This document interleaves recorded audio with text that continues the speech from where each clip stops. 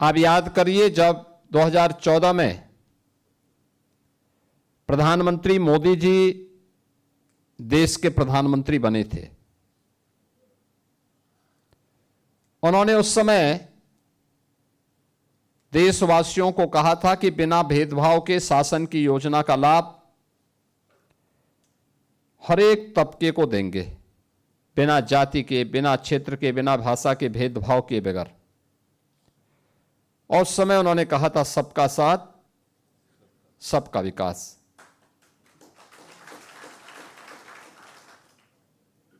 सबका साथ और सबका विकास का यह मंत्र आज समाज के प्रत्येक तबके के उत्थान का कारण बना है। और उत्थान की सी कहानी कि इस नई कड़ी का नाम है घुमंत जाति विकास बोर्ड।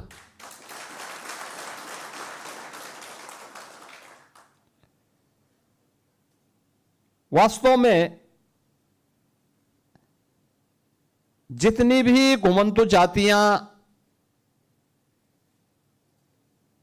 वर्तमान में हैं देश के अंदर, यह सच है कि बाबा साहब डॉक्टर भीमराव अंबेडकर जी के कारण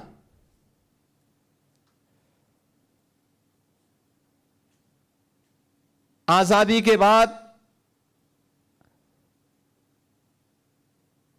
उन्होंने इस जाति को, जो अंग्रेजों की साजिश थी, जिन्होंने क्रिमिनल ट्राइब के रूप में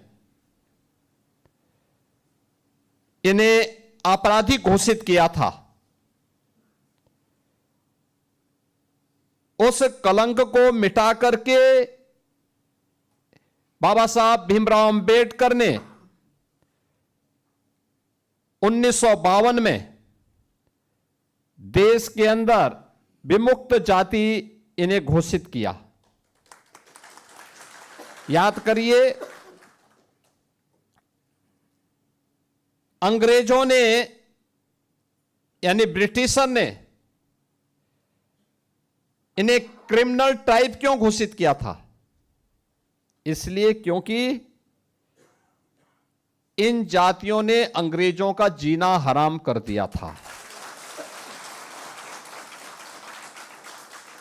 भारत की आजादी के लिए बिना रुके, बिना डिगे, बिना थके जो लड़ाई लड़ रहे थे, उन जातियों को आपराधिक श्रेणी में रख करके क्रिमिनल ट्राइब के रूप में उन्होंने 1871 में इन्हें अधिसूचित कर दिया था।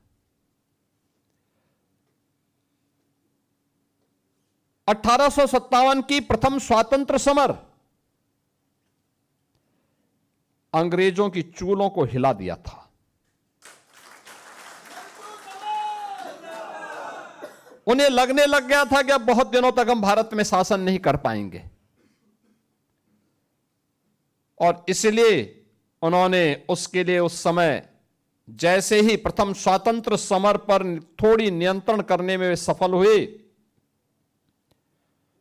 उसको विफल करने में वे सफल हुए, तो उन्होंने उसके बाद जो रणनीति अपनाई, उन जातियों को चिन्हित करना प्रारंभ किया जो लगातार इस मुहिम में प्रत्यक्ष अप्रत्यक्ष रूप से भागीदार बन रहे थे।